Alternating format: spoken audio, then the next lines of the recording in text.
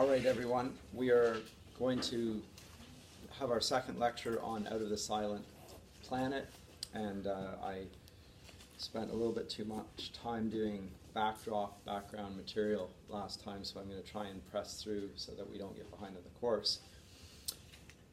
So I wanted to start off by emphasizing some of the themes that I'm going to talk about in general by specific reference to the text, which I've already alluded to in foregoing lectures, and that's why we did Frankenstein and First Men in the Moon and so forth, but I just want to re-emphasize them. One is the evils of social engineering. In the name of furthering humanitarian endeavor, those that would orientate the modern world to fit those ambitions, to make society more suitable, humane.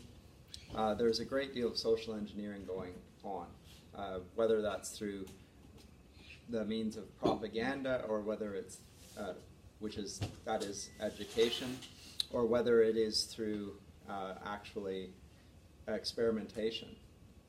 Those sorts of things, which are happening throughout the 20th century. The second one, and this becomes particularly clear in some of the passages that we'll look at here, is the the absurdity of racism.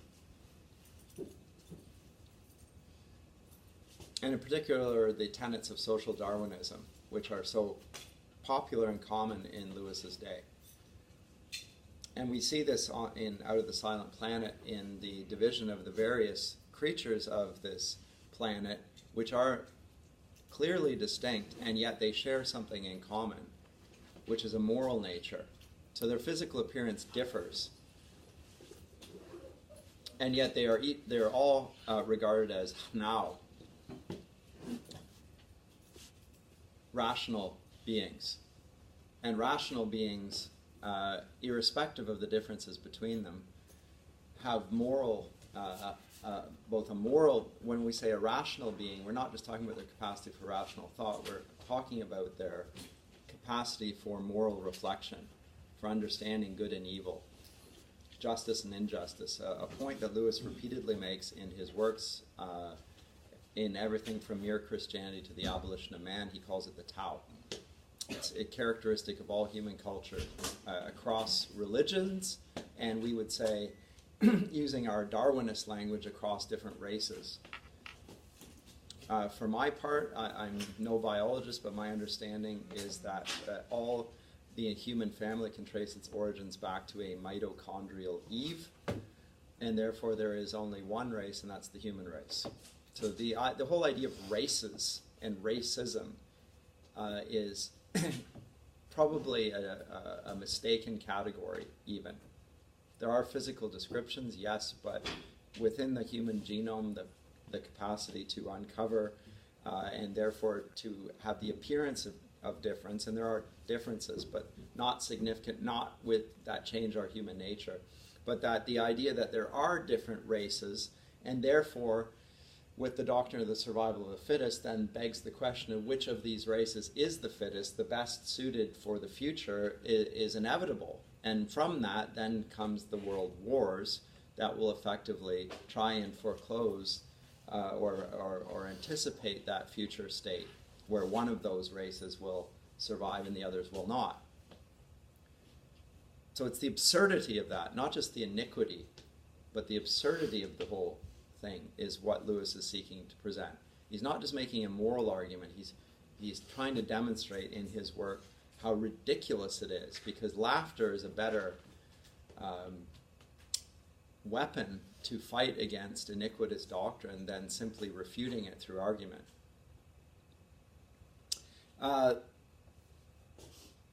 He also wants to, and this is another theme, he wants to show the limitations of human power.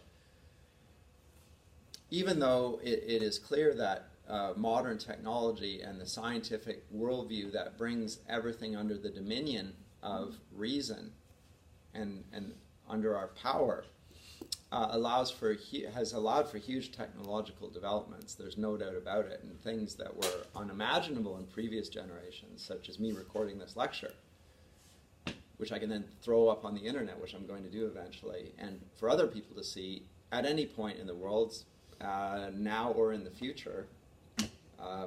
This is an extraordinary thing. It allows the present moment to be effectively captured and seen at any point, anywhere. This is it's a sort of a magic.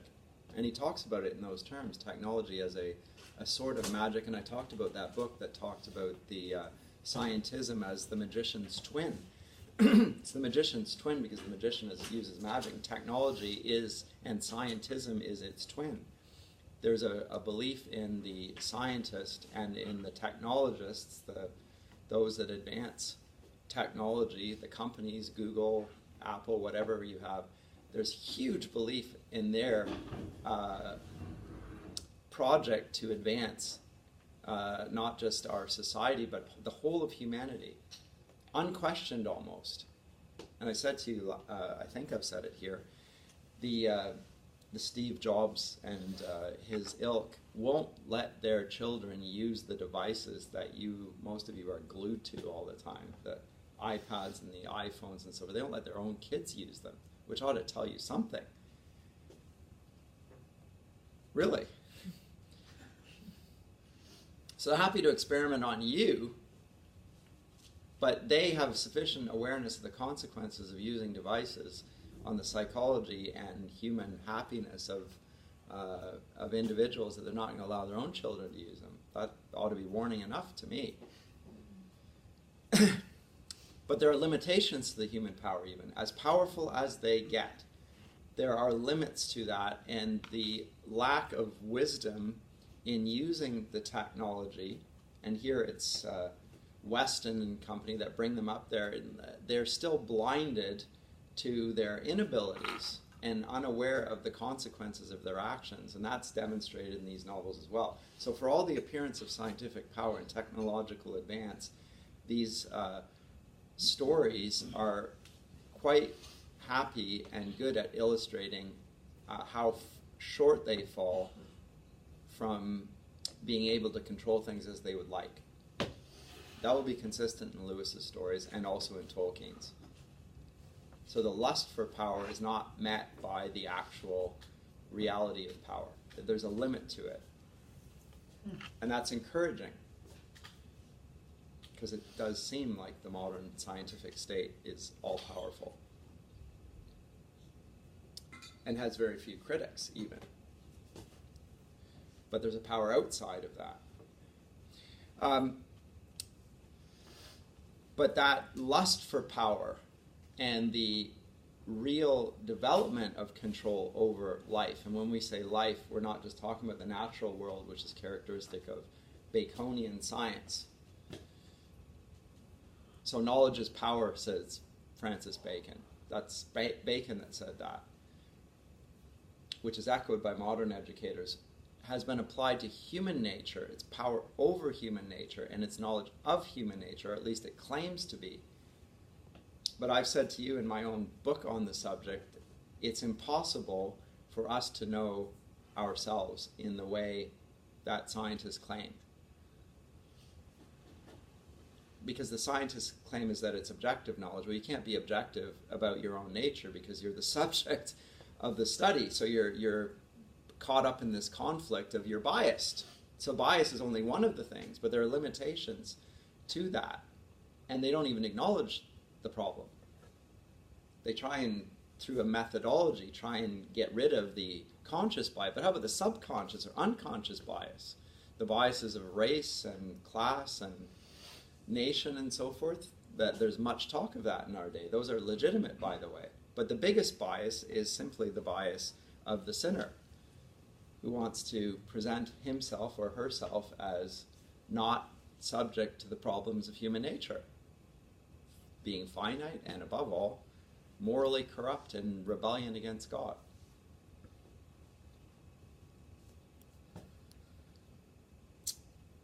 Another one, and this one is really interesting, the cosmic significance of individual choices.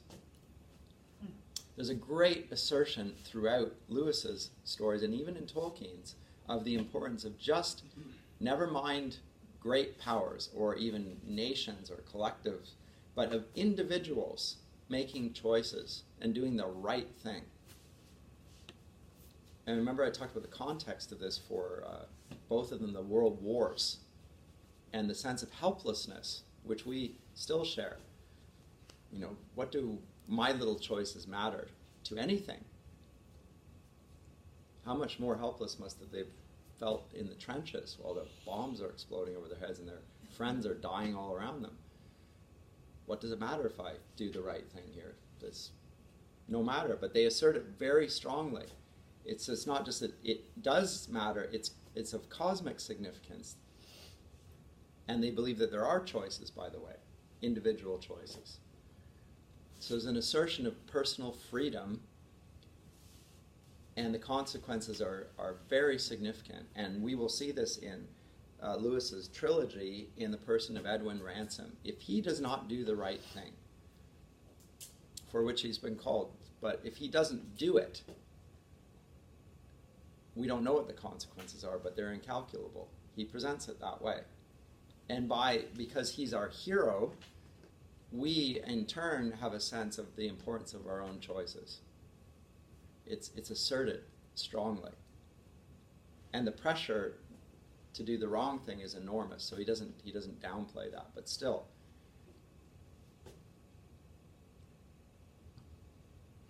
Finally, there is a fear of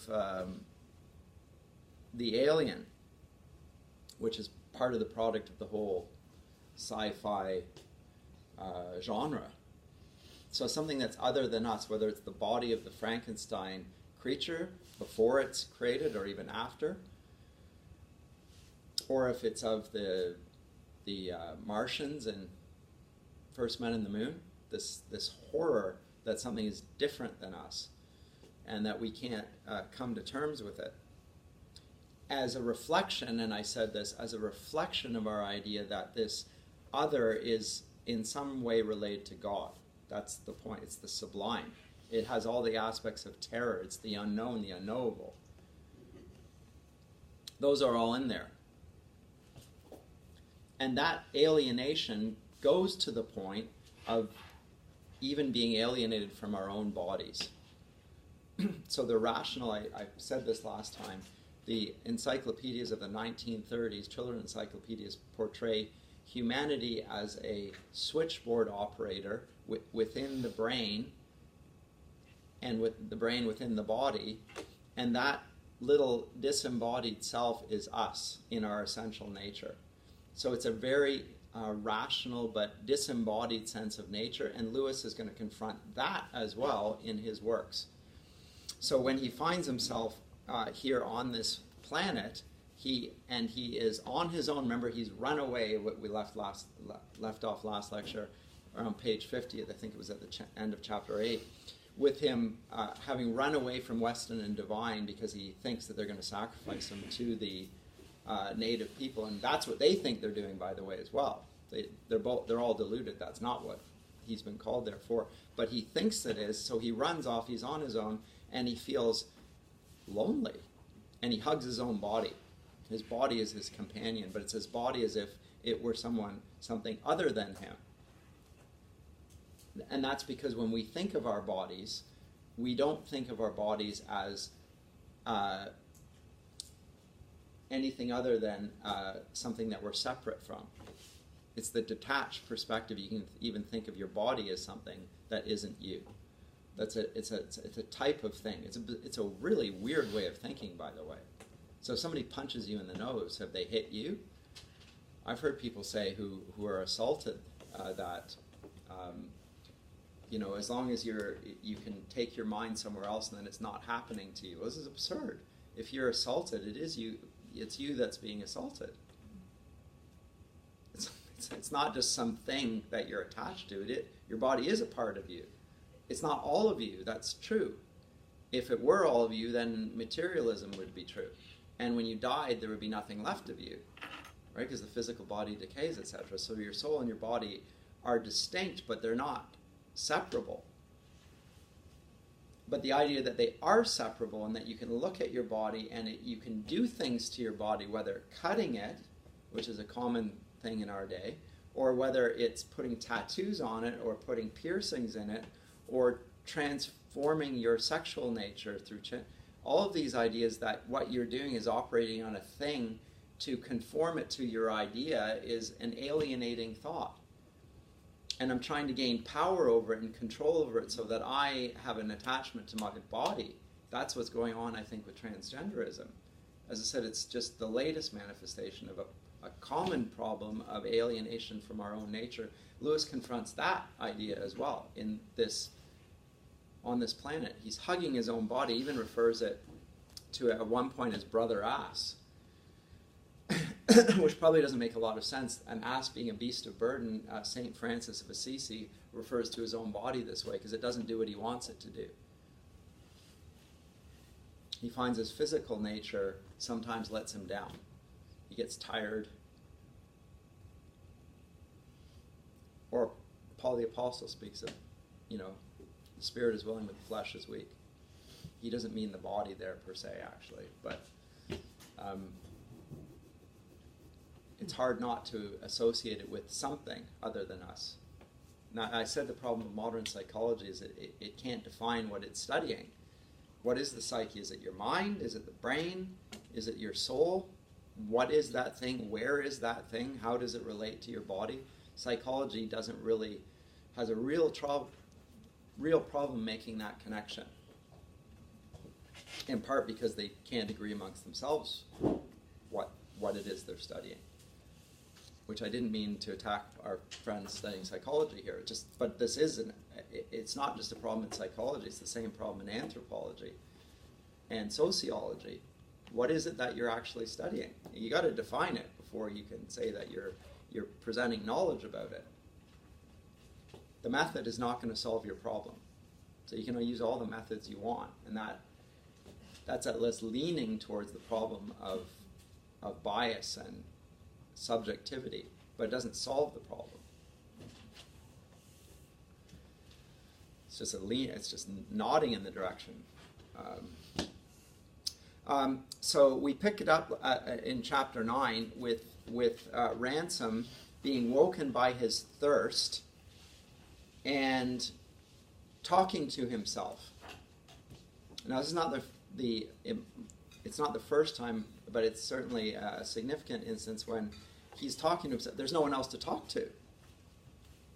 And he requires somebody to talk to.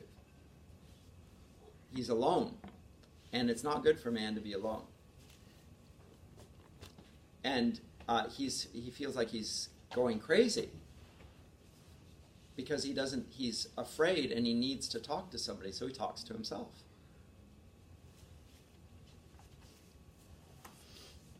"Hello, Ransom." He stopped. What would he say? If only he hadn't lost his nerve, the Sorns would have killed him by now. Then he remembered with inexpressible relief that there was a man wandering in the wood. Poor devil. He'd be glad to see him. He would come up to him and say, "Hello, Ransom." He stopped, puzzled. No, it was only himself. It was Ransom. Or was he? Who was the man whom he had led to a hot stream and tucked up in bed, telling him not to drink the strange water? Obviously some newcomer who didn't know the place as well as he. But whatever Ransom had told him, he was going to drink now. He lay down on the bank and plunged his face in the warm rushing liquid. It was good to drink. It had a strong mineral flavor, but it was very good. He drank again and found himself greatly refreshed and steady. All that about the other Ransom was nonsense. He was quite aware of the danger of madness and applied himself vigorously to his devotions and his toilet. By his toilet, he just means hygiene here. Vigorously he applies himself. How come? He's taking care of his body.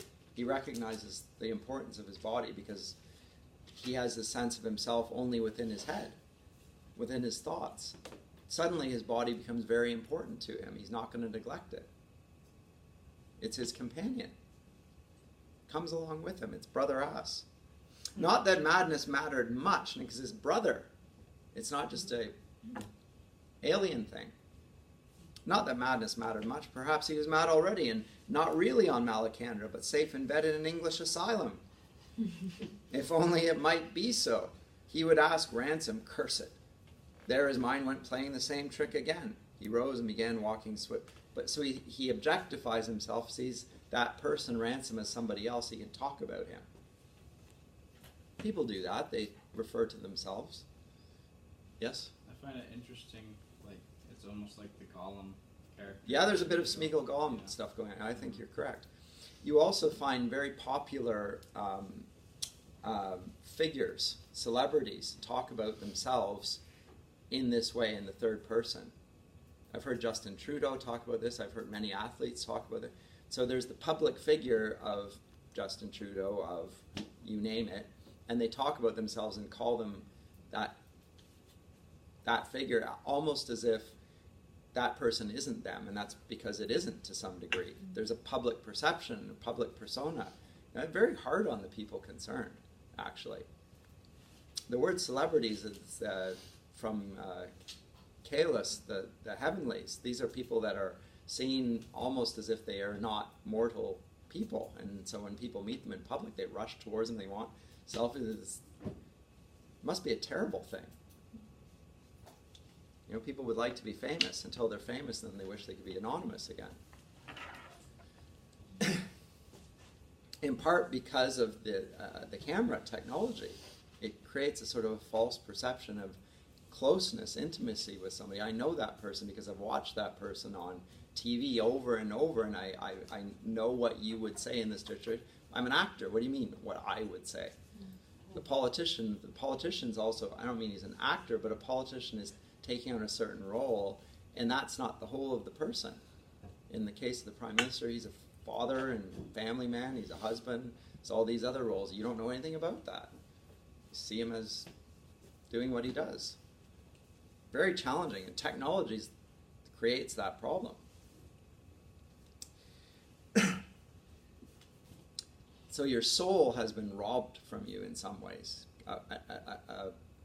An aspect of you has been presented to others, which is certainly part of you, but it's not the whole of you. Now you got to live up to it. Furthermore,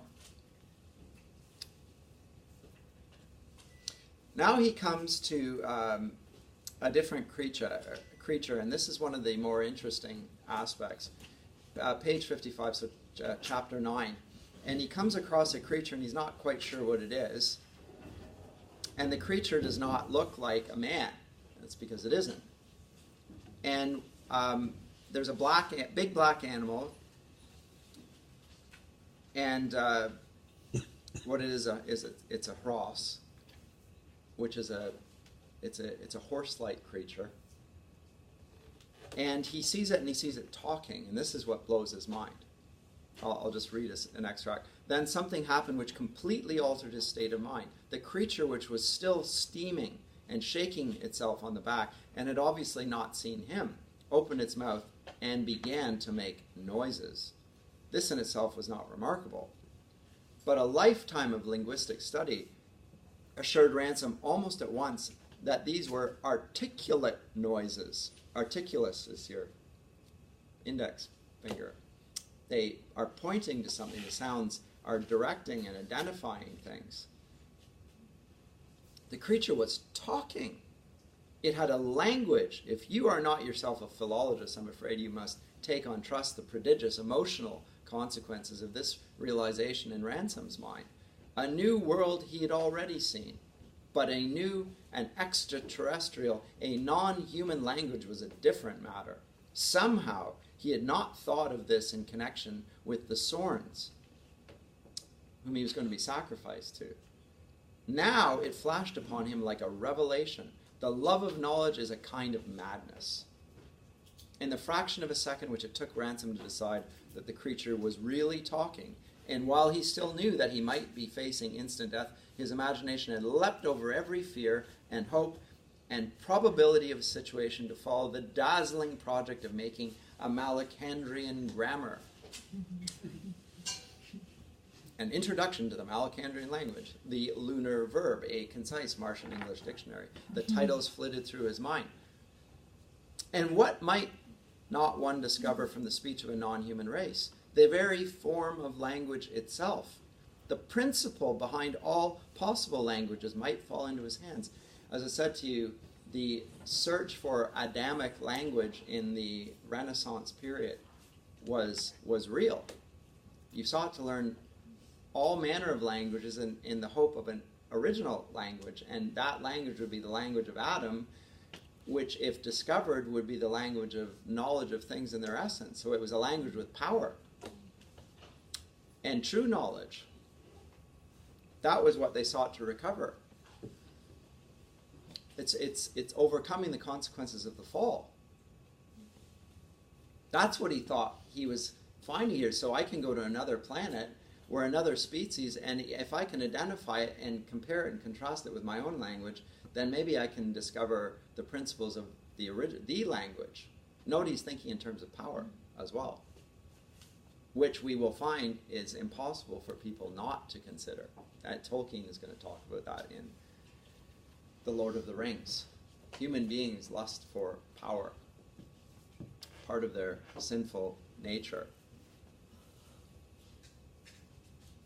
Unconsciously, he raised himself on his elbow and stared at the black beast. It became silent. The huge bullet head swung round, and lustrous amber eyes fixed him. There was no wind on the lake or in the wood. Minute after minute, in utter silence, the representatives of two so far divided species stared each into the other's faces. Ransom rose to his knees. The creature leapt back, watching him intently, and they became motionless again. Then it came a pace nearer, and Ransom jumped up and retreated. Not far, curiosity held him. He summoned up his courage and advanced, holding out his hand. The beast misunderstood the gesture. It backed into the shallows of the lake, and you could see the muscles tightened under its sleek pelt, ready for sudden movement. But there it stopped. It too was in the grip of curiosity. Neither dared let the other approach, yet each repeatedly felt the impulse to do so himself and yielded to it. It was foolish, frightening, ecstatic, and unbearable all in one moment. It was more than curiosity. It was like a courtship, like the meeting of the first man and the first woman in the world. It was like something beyond that. So natural is the contact of sexes, so limited the strangeness, so shallow the reticence, so mild the repugnance to be overcome, compared with the first tingling intercourse of two different but rational species. So it's like the first man and the first woman, but the first man and the first woman are both man, right? Male, female, the two together are man. But these are different. They are rational species, and yet they're not man. This is clearly something that is not man, and yet still rational. So that there's the comparison of the human analogy is there, but it's only the analogy of Adam and Eve, which we can only imagine. And now it's going beyond that even. It's a rational creature. And then the creature suddenly turned and began walking away. A disappointment like despair smote Ransom. "Come back!" he shouted in English. The thing turned, spread out its arms, and spoke again in its unintelligible language. Then it resumed its process. It had not gone more than 20 yards away when Ransom saw it stoop down and pick something up. It returned in its hand. He was already thinking of its webbed forepaw as a hand. Note that he's now anthropomorphizing this creature because it has a rational nature, so he has to think of things with rational natures as human, which is interesting because we're going to find out that not all rational natures are human. Humans are in fact only one thing that has rational natures. What else is a rational nature which is not human? Angels and God have rational natures, but they're not human. But he's never considered that. The modern scientist thinks that man is a rational animal, but there are no other rational beings besides man. So this is a part of a way of course, getting rid of that bias. And it holds up a shell, and basically and then it squirts something out of its front. He thought it was a is generally peeing in the cup. And then he realized that he had some sort of, I don't know, pack on him that allowed him to squirt it, and then he's going to drink it. So he's offering hospitality of some sort. Extraordinary. Reflections on this in chapter 10.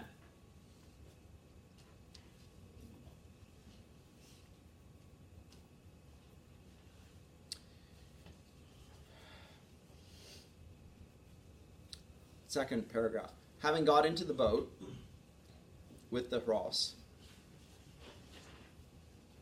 he proceeded to get out again and then pointed to it. Ransom understood that he was being invited to follow his example. The question which he wanted to ask above all others could not, of course, be put. Were the Hrossa, he discovered later that this was the plural of Hross, the dominant species on Malacandra?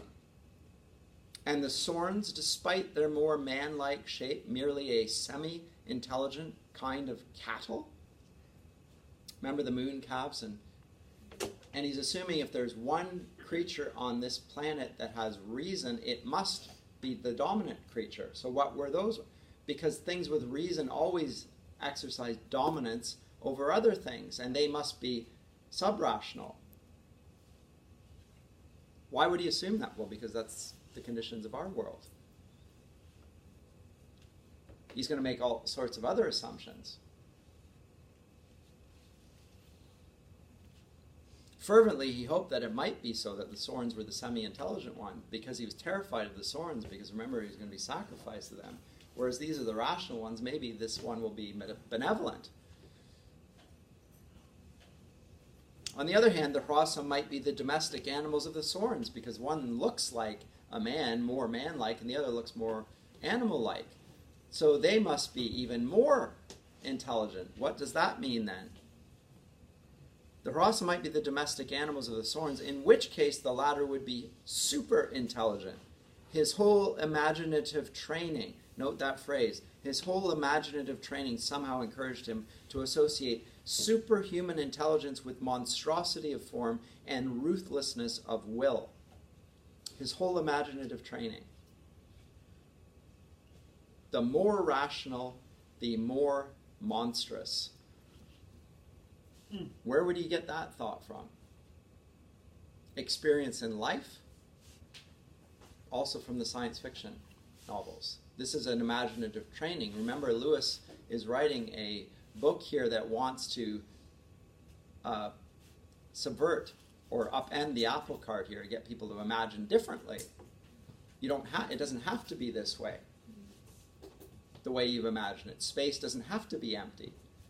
There can be a God, and the God can be benevolent. Human beings are not puppets without wills. They can resist.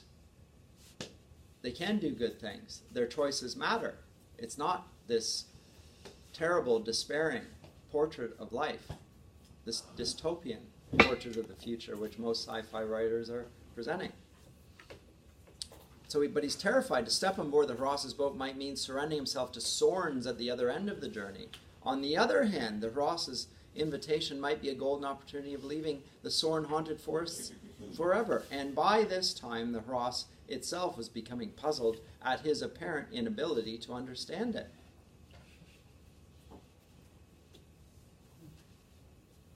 But note, he associates superhuman intelligence with monstrosity.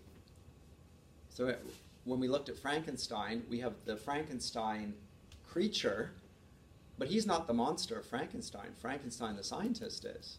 He's the real. So it's a way of dealing with life and an attitude towards it, an alienating attitude towards life, a detached and isolated attitude towards life, a distancing from rational and moral consequences, and above all, a distancing of the need to love things. That is the problem. And Frankenstein is marked by all those things. He's alienated himself. He's seen himself as if he were an orphan, and thereby has made himself an orphan. Everybody around him dies. A consequences of his self-centered actions, which he thought were humanitarian. But we, as readers, see are not humanitarian at all. They're just totally destructive.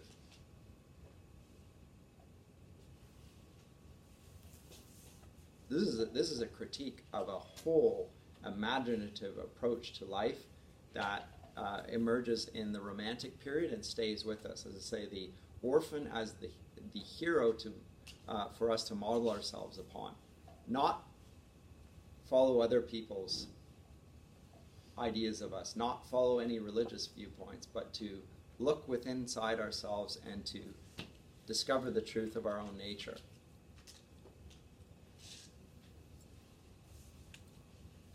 He's trying to overthrow that imaginatively here.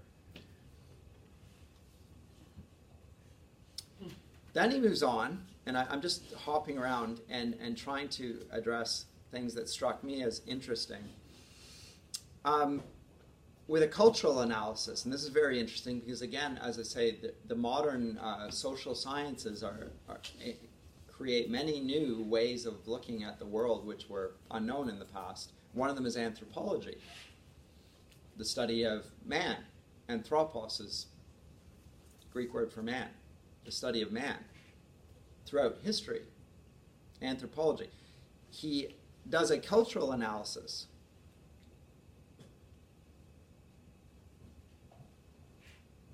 And I'll begin in it's chapter 11, the second paragraph. Of the community in general, his earlier impressions were all gradually being corrected. His first diagnosis of their culture was what he called Old Stone Age. The few, because they're technologically not very sophisticated, the few cutting instruments they possessed were made of stone.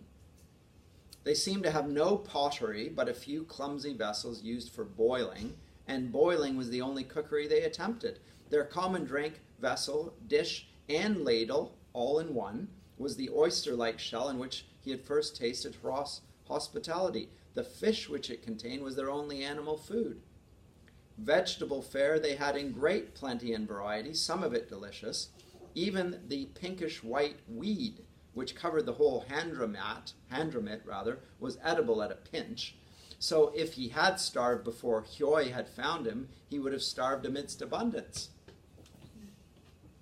He wasn't sure it could be poisonous. Well, in this world there is no poison. It's not a fallen world. But he didn't know that at the time. No Ross, however, ate the weed. Honodras crude for choice, though it might be used faute de mieux on a journey, lacking better. Their dwellings were beehive-shaped huts of stiff leaf in the villages. There were several in the neighborhood, were always built beside rivers for warmth and well upstream towards the walls of the Handramit, where the water was hottest. They slept on the ground.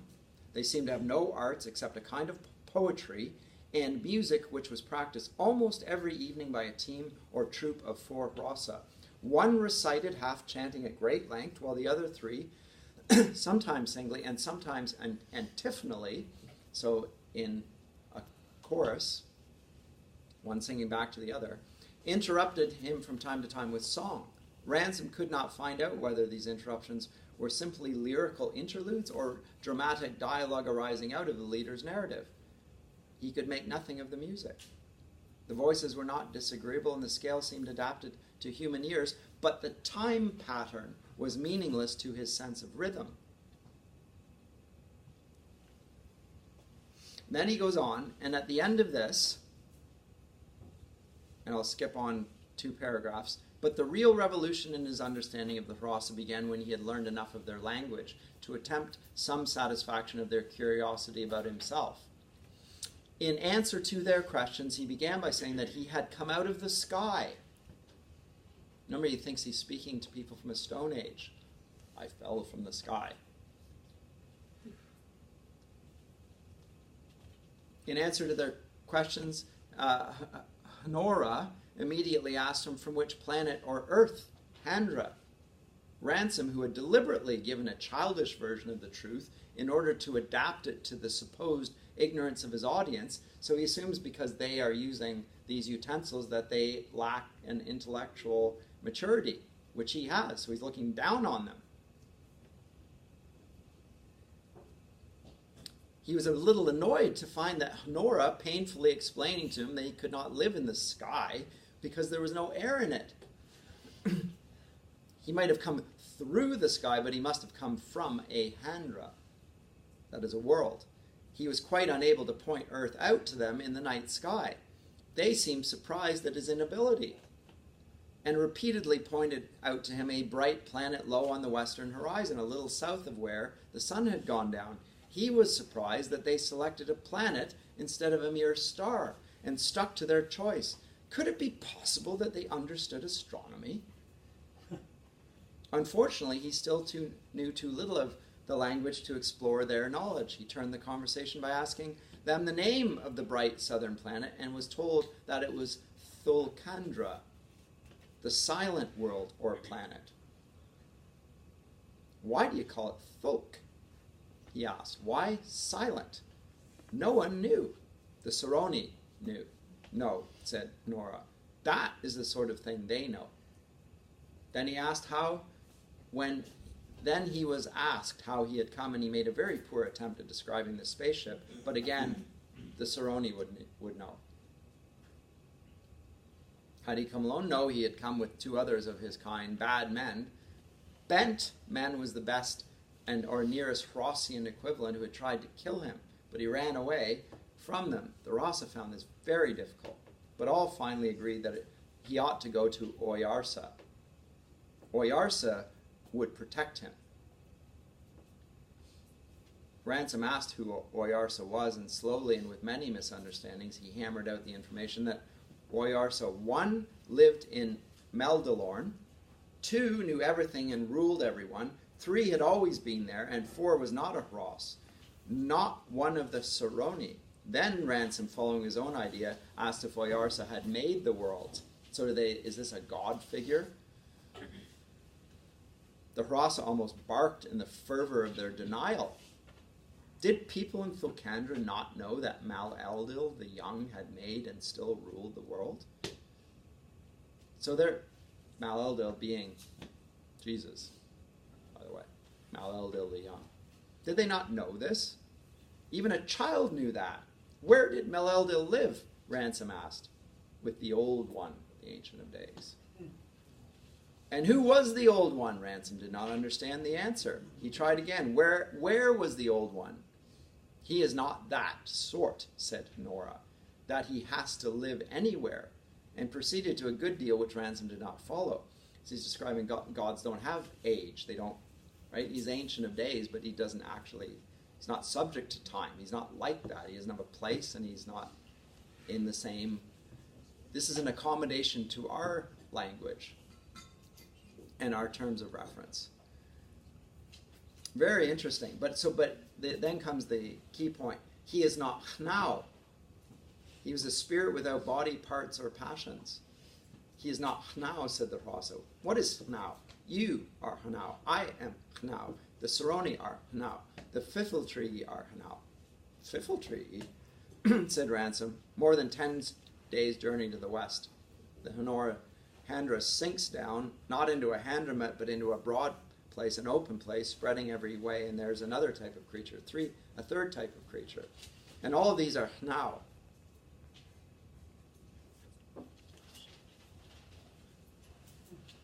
But Oyarsa rules. Is he Hnau? This puzzled them a little.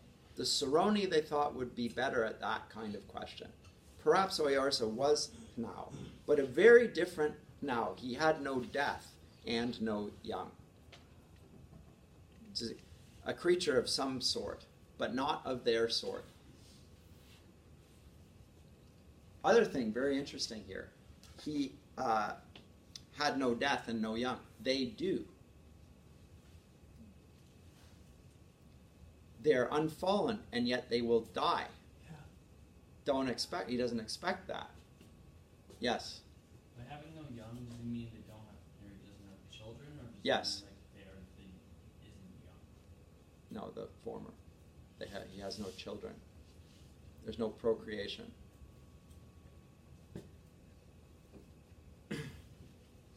Which is not to say that he has no sex, as in sexual nature.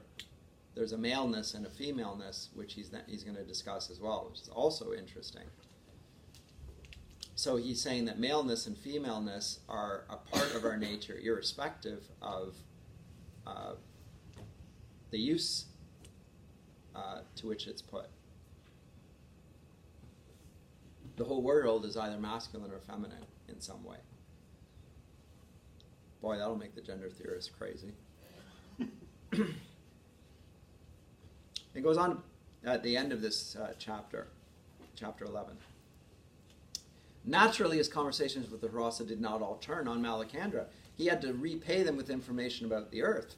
He was hampered in this both by the humiliating discoveries which he was constantly making of his own ignorance about his native planet. Remember, this is a professor at Cambridge, eminent in his field, regarded as a world expert in his area. So he's a man renowned for his knowledge, but he's ignorant of the most basic things of common life because he's a specialist. He's a Fachidiot. Right? He knows a great deal about this, but he doesn't know much about many things. Like, I'm one of those people. I try my best, but I'm not practically particularly useful. I can't fix my car. Actually, nobody can fix their car anymore. But they used to be able to, and you can do it mechanically. Now everything's a chip, right? Something goes wrong, you got to take it in the garage and they fix it with a chip. But you used to be able to actually repair a car. Anyway, but he has no. He's hampered and humiliated by his own ignorance about his native planet, and partly by his determination to conceal some of the truth. And the reason this is humiliating is they are astounded that he does not even have a childlike knowledge of some basic things, which he probably would have been taught in school but ignored. Anyway, he did not want to tell them too much of our own human wars and industrialisms. He remembered how H.G. Wells' Cavour met his end on the moon, also because he's still afraid of them.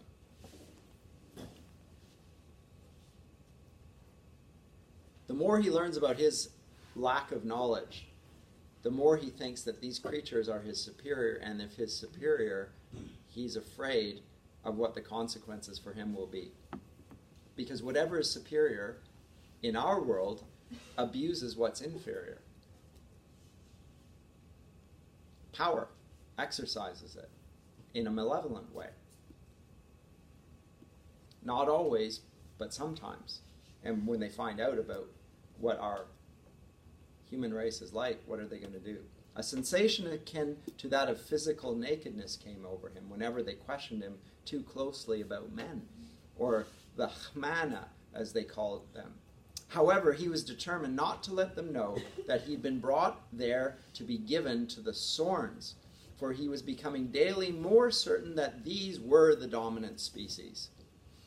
What he did tell them fired the imagination of the Rasa. They all began making poems about the strains of Handra, where the plants were hard like stone, and the earth weed grew green like rock, and the waters cold and salt. The manna lived out on top on the Harandra.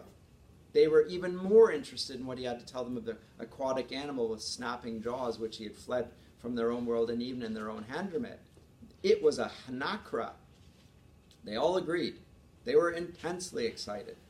The youth of the Rasa got out their weapons, primitive harpoons with points of bone, and the very cubs began playing at Hanakra hunting in the shallows. Some of the mothers showed signs of anxiety, wanted the cubs to be kept out of the water, but in general the news of the Hanakra seemed to be immensely popular. So now this is a beast that will kill them, and they are going to hunt it and do a heroic deed. And then they're going to sing about it. So this is a culture, these are the poets of this world, the Rasa. They live heroic lives, and their whole purpose in life is to take delight and to capture heroic ideals. But they are the best poets. We're going to find that the Saroni are the scientists.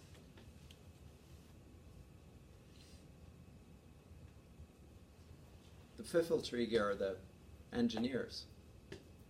There's an analogy, by the way, between these three creatures and the three creatures we meet in Middle-earth. The elves will be like the Saroni. The dwarves like the Fifiltrigi. And the hobbits, the poets. All rational creatures. That's a fallen world, however, Tolkien's world. So there's enmity between them and so forth. Whereas here there isn't. And that's interesting. So they're doing different things. They're not, the two men's take on these issues is not the same. They're similar, but not the same.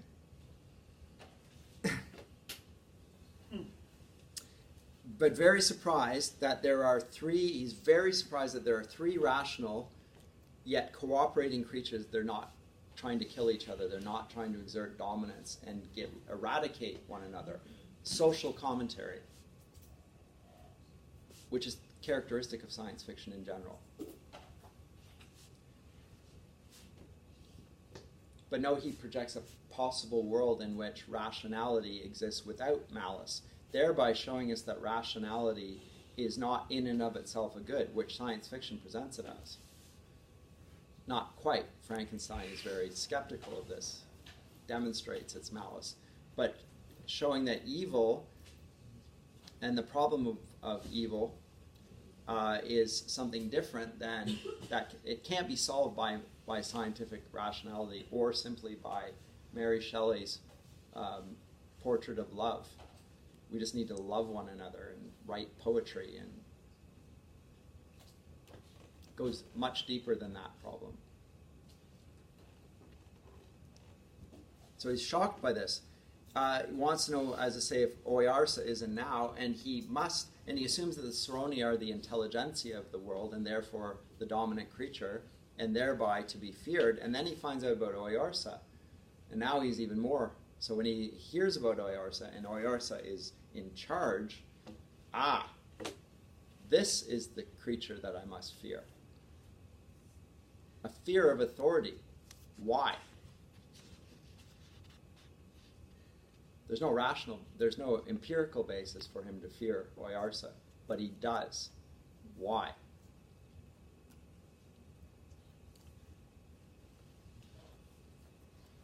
Sure. It's because he assumes that someone with power will want to exert that will over his. And will not have his best interests at heart. Yeah. And why would he assume that? Because it's always the case. Or often the case. Right? So it's projection.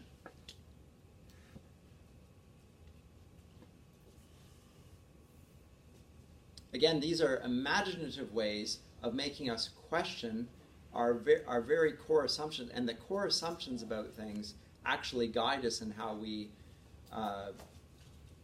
perceive them even. And for a Christian, one cannot look at life as implacably in its nature hostile to us and still believe in a benevolent God, let alone an omniscient, omnipotent one. This is impossible. So you've got to get rid of the idea, or at least hold it in tension, the idea that God might be angry at us. Yes, of course. But in the end, is there not good behind that? Of course. But you can only get under that by saying there are instances when authority is exerted and it's not hostile. To be sure, there are many that are, but there are many that are not. We have to trust in something outside of ourselves. And if we don't, we're going to give people the power, i.e. scientists, or the state the power to do it benevolently. And that's far worse.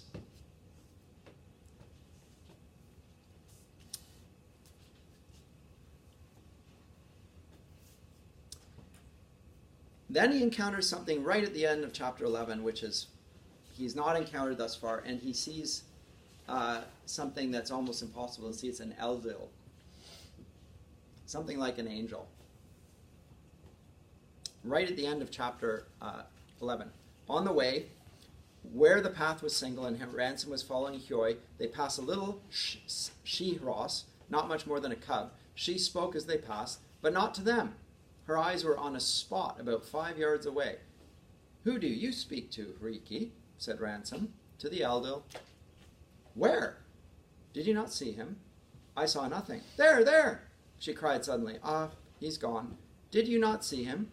"I saw no one." "Hjoi," said the cub, "the man cannot see the Eldil." But Hjoi, continuing steadily on his way, was already out of earshot and had apparently noticed nothing. Ransom concluded that Hriki was pretending like the young of his own species. In a few moments he rejoined his companion. Well, this is not the last time we're going to meet an Eldil. One is going to come directly to Hjoi and tell Hjoi to do something shortly hereafter. Before he does this, let's talk about sex. Now everyone needs their ears perk up. There you go. So right at the beginning of 12. Did Saroni and Hrassa and Fifiltrigi ever go out like that with weapons against each other? What for? Asked Hjoi. It was difficult to explain. If both wanted one thing and neither could give it, said Ransom, would the other at last come with force? Would they say, "Give it or we will kill you"? What sort of thing? Well, food perhaps. If the other now wanted food, why should we not give it to them? We often do. But how if we had not enough for ourselves? But Mal-Eldil will not stop the plants growing. Hjoi, he's so frustrated. How, if you had more and more young, would Mal-Eldil broaden the Handramit and make enough plants for them all? Where does the question come from? Thomas Malthus, early 19th century English clergyman, the fear that the earth would not be able to contain all of humanity and it needed to be controlled, population control. Because we were going to exhaust the earth's riches, and he projected all manner of nightmare scenarios where there would be mass starvation, etc. So we need to control the population. How do you spell that last name, Professor? Malthus, Malthus, Thomas Malthus.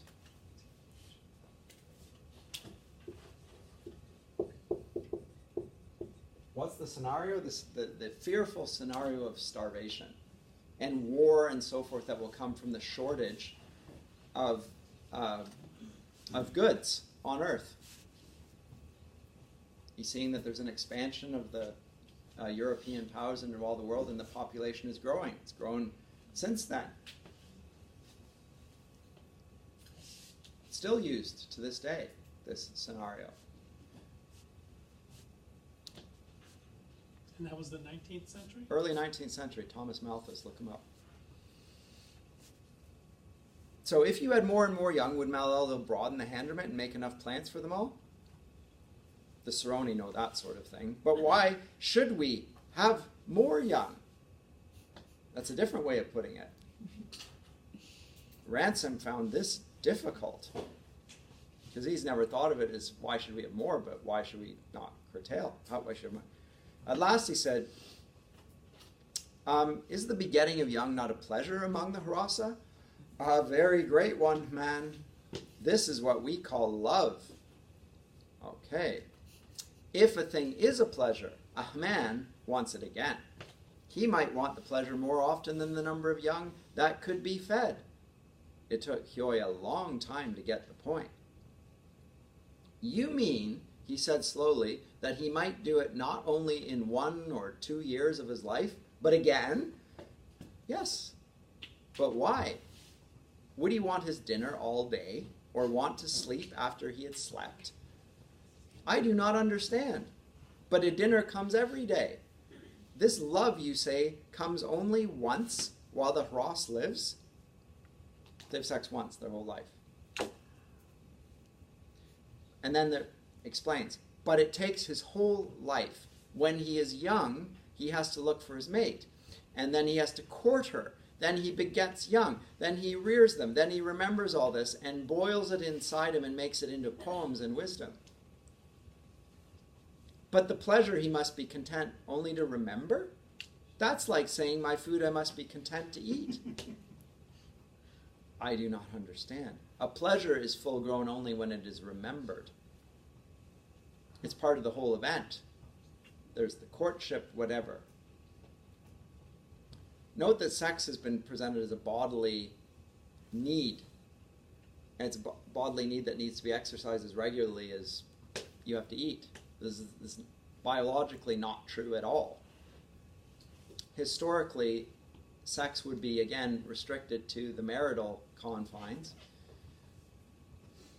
And chastity is the right attitude towards your spouse, even within marriage as well as outside of marriage. Chastity governs them both.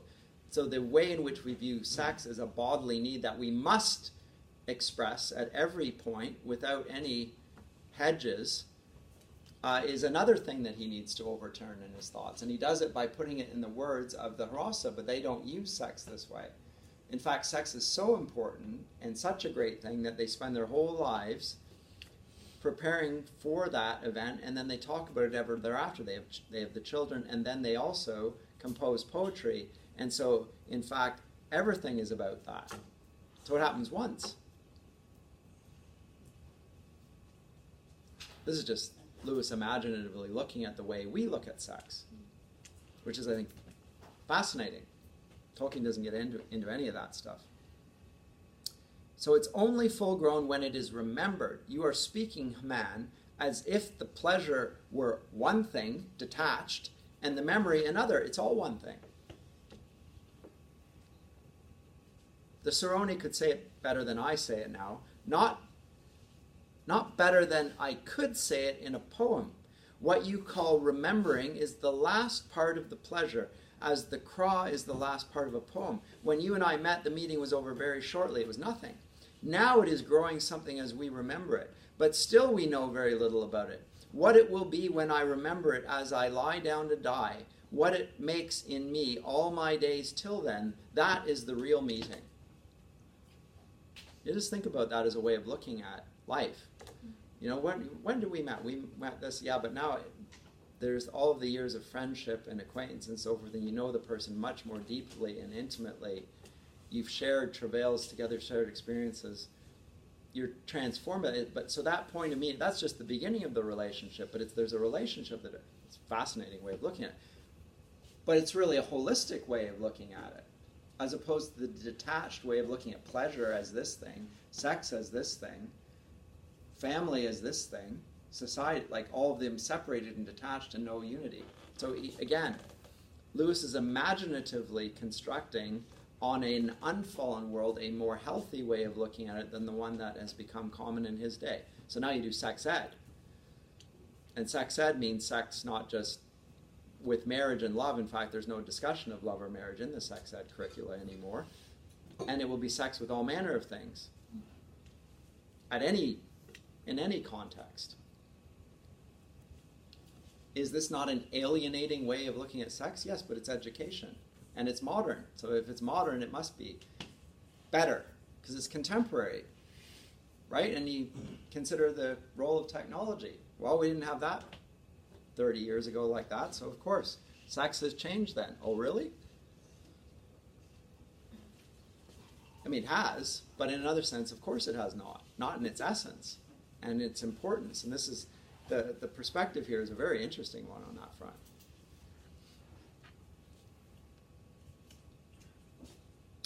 So separating sex from propagation, from family, from meaning, from the poetry written about it. Just think of all the poetry that's written about love.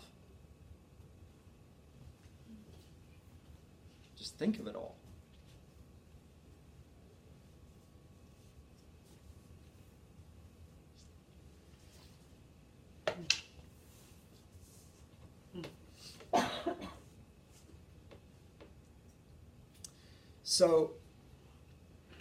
So pleasure and memory are not separated. They are part of a unified consciousness and a unified, meaningful, holistic perception of it. And Lewis is recommending that unified perspective. He's not saying you only have to have sex once. That's not his point.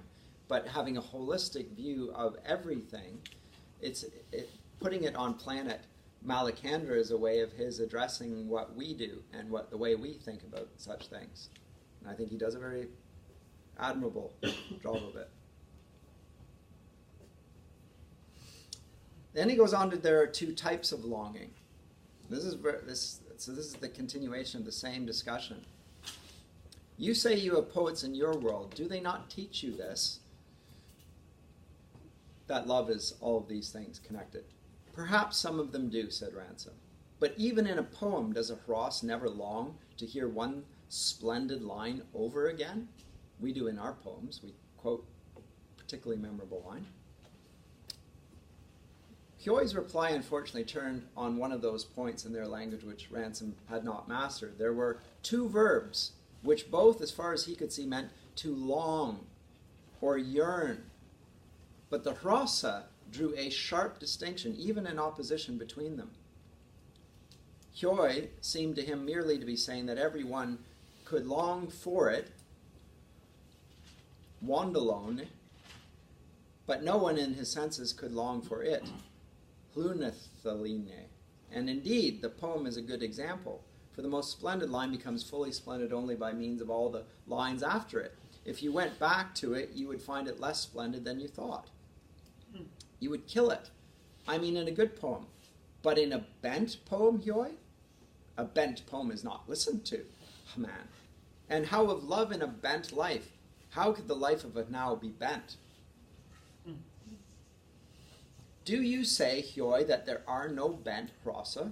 Hyoi reflected. I have heard, he said at last, of something like what you mean. It is said that sometimes here and there a cub of certain age gets strange twists in him. I have heard of one that wanted to eat earth.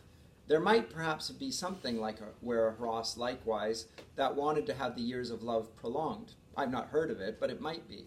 I have heard of something stranger. There is a poem about a Hross who lived long ago in another Handramit who saw things all made, two suns in the sky, two heads on a neck, and last of all, they say, he fell into such a frenzy that he desired two mates.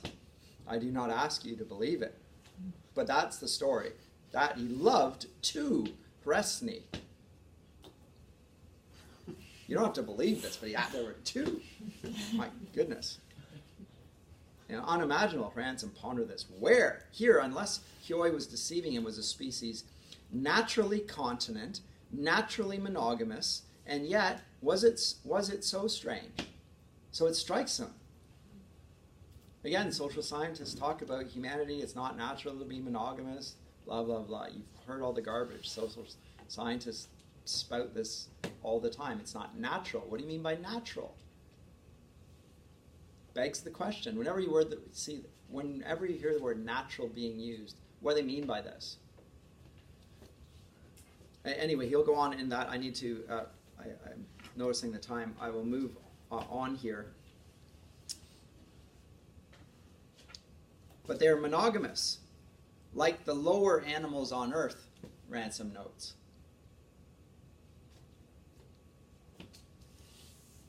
Why do we regard these animals as lower? Again, Ransom is making a great deal of assumptions, so those are just his cultural assumptions, the biases that let him look at things in a certain way. There's no reason why they ought to be that way, and if you thought about it, it wouldn't make a great deal of sense. But he's told to, at the end of, or at the beginning of chapter 13, to go. The Eldil orders Ransom to go to Oyarsa. He speaks to Hyoi. He has to go to Oyarsa. And then they see a Hnakra,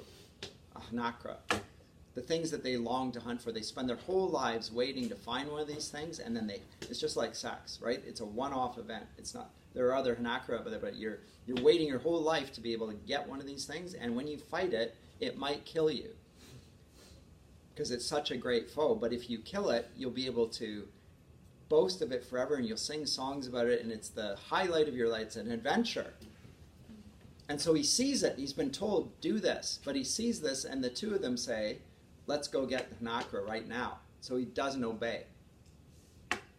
And then he gets killed. Hyoi gets shot, as it turns out.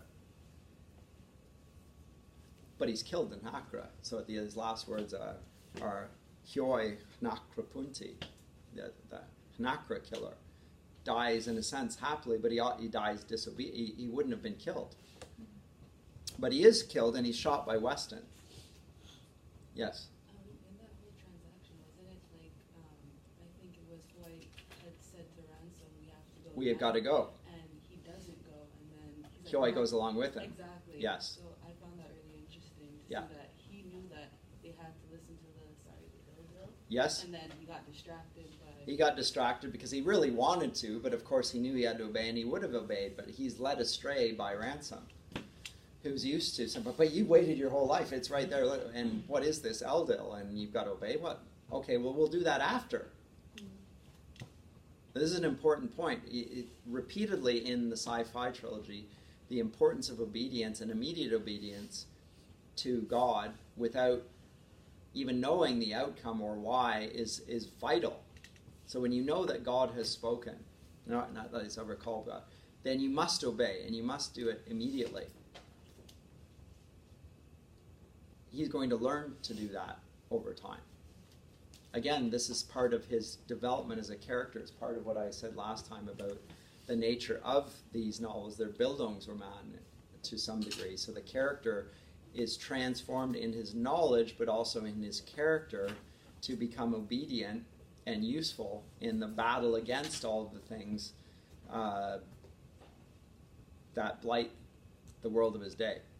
So he will become a great and mighty man, mighty through his willingness to obey.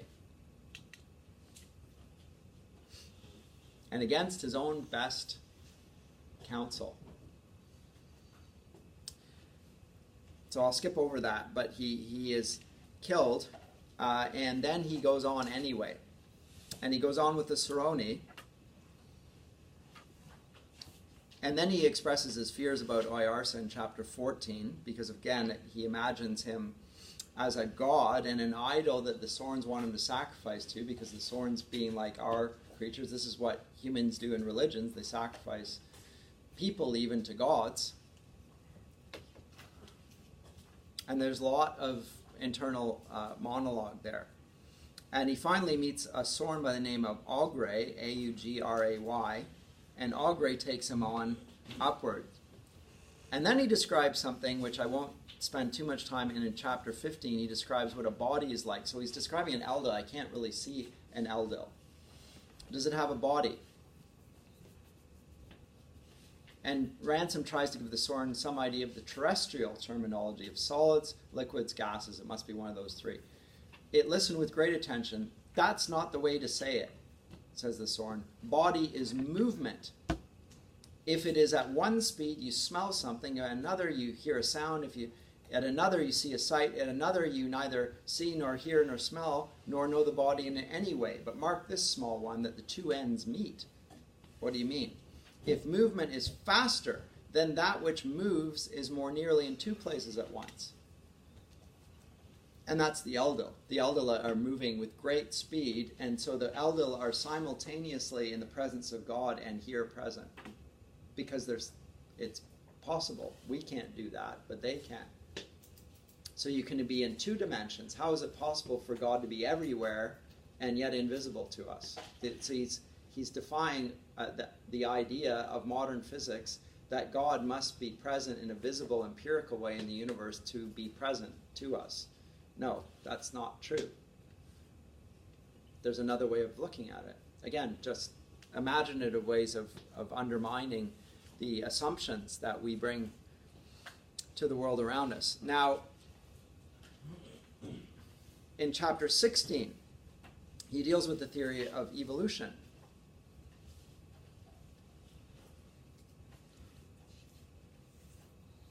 And that's, what was the chapter again? Chapter 16.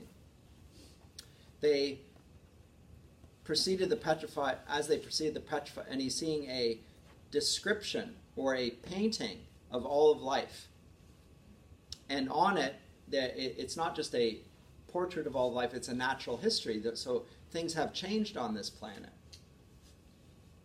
in this picture. So there are forests, and out of the stalks went a people that have vanished from the world these many thousand years. They're covered not with a fur, but with a coat like mine. Augury is explaining how things have changed even on his own planet. And then finally he gets to they proceeded, the petrified forest grew more numerous, and often for half an hour at a time the whole horizon of the lifeless, almost airless waste blushed like an English garden in summer. They passed many caves where, as Augury told him, Sorns lived. Sometimes a high cliff would be perforated with countless holes to the very top, and unidentifiable noises came hollowly from within. Work was in progress, said the Sorn, but of what kind it could not make him understand. He had a different vocabulary. But they're going up and up and up into a colder and colder place. And then finally, actually that wasn't the painting, sorry, I've misidentified with it. In chapter 17, that's the picture. Many of the pictures he could make nothing of. One that particularly puzzled him showed at the bottom a segment of a circle behind and above which rose 3/4 of a disc divided into concentric rings. It's a Ptolemaic cosmology. Right? These concentric circles, like I put on the overhead a while back. He thought it was a picture of the sun rising behind a hill. Certainly the segment at the bottom was full of Malacandrian scenes, Oyarsa in Mel Delorme, Sorns on the mountain edge of the Harandra, and many other things both familiar to him and strange. He turned from it to examine the disk which rose behind it. It was not the sun. The sun was there, unmistakably, at the center of the disk. Note that it's not on the, he's not one of the planets above Earth at the bottom. The sun is now at the center. So it's a different cosmology. It's Ptolemaic, and at the same time the sun's at the center. Like for us, we either have the Copernican cosmology with the sun and the planets revolving around it, or we have the Ptolemaic where there is a harmony and an order and a relation. Well, this seems a combination of the two. So the sun is at the center.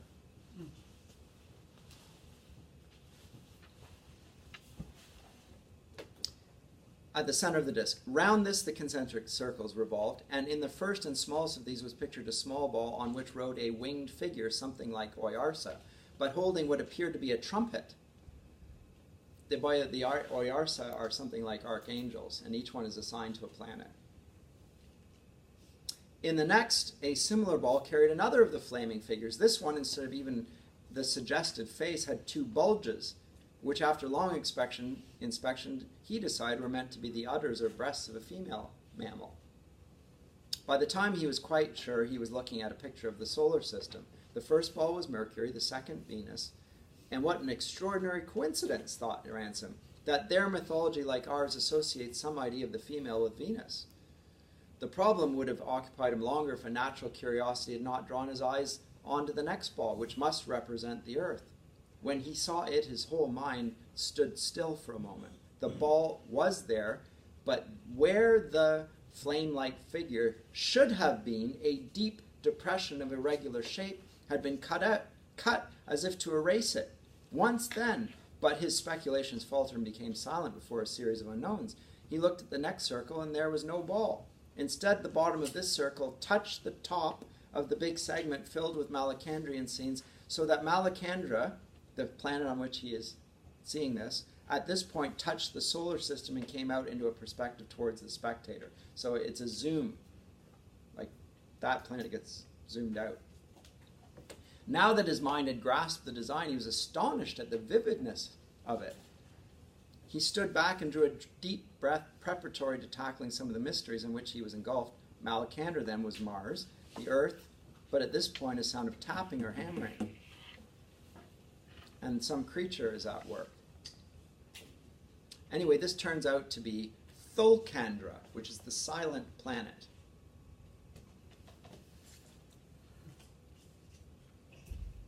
That's 8 pages on from this. And he hears from Oyarsa what he had seen. What is this? I may tell you that Ransom, it was sometime, okay, let me just, I'll read this and then we'll finish and I'll pick it up next time. Oyarsa describing his planet, and you, Ransom of Thulcandra, creatures of your kind must drop out of heaven into a world. For us, the worlds are places in heaven, the Oyarsa. So Oyarsa stands in front of him, and at the same time he's in heaven. it's possible for him to be in two places at once. These are places in heaven. But do not try to understand this now. It's enough to know that I and my servants are even now in heaven. They are around you in the skyship no less than they are around you here. Then you knew of our journey before we left Thulkandra? No, Thulkandra is the world we do not know. It alone is outside the heaven, and no message comes from it. Ransom was silent, but Oyarsa answered his unspoken questions. It was not always so. Once we knew the Oyarsa of your world. He was brighter and greater than I. And then we did not call it Thulkandra. It was the longest of all the stories and the bitterest. He became bent. It's the account of Satan. He became bent. This was before any life came on your world. Those were the bent years of which we still speak in the heavens.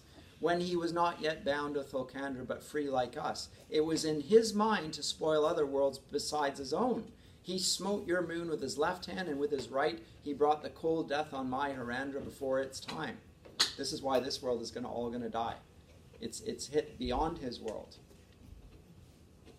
I'll have to pick it up next time. I will pick it up right there because I think I can't overlook it. It has significance for not just this story but the next one, so I will pick it up next time. Okay.